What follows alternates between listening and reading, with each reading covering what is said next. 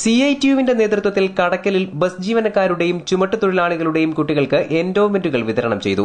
SSLC, +2, degree ക്ലാസുകളിൽ ഉയർന്ന വിജയം നേടിയ കടക്കൽ മേഖലയിലെ ചുമട്ടുതൊഴിലാളികളുടെയും ബസ് ജീവനക്കാരുടെയും കുട്ടികളാണ് ഇതിനായി തെരഞ്ഞെടുക്കപ്പെട്ടത്.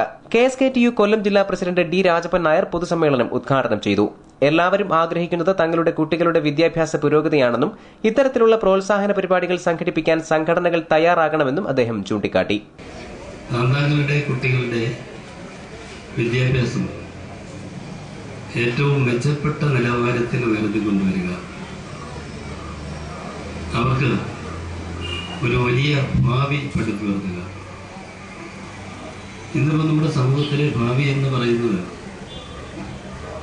അവരുടെ വിദ്യാഭ്യാസത്തെയും വിദ്യാഭ്യാസത്തിനെ തുടർന്ന് അവർക്ക് സമ്പാദിക്കാൻ കഴിയുന്ന തൊഴിലിനെയും ആ തൊഴിൽ നിന്ന് ലഭ്യമാക്കുന്ന വരുമാനത്തെയും ഒക്കെ ആശ്രയിച്ചിരിക്കുന്നത്.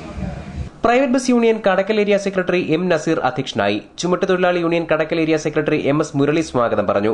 CPM കടക്കൽ ഏരിയ സെക്രട്ടറി S. വിക്രമൻ, കടക്കൽ ഗ്രാമപഞ്ചായത്ത് പ്രസിഡന്റ് R. ലത, CPM ജില്ലാ കമ്മിറ്റി അംഗം Karakulam Babu, V. സുബലാൽ, RS. Biju, R. ഉഷാർ തുടങ്ങിയവർ സംസാരിച്ചു. ന്യൂസ് ബ്യൂറോ, കടക്കൽ.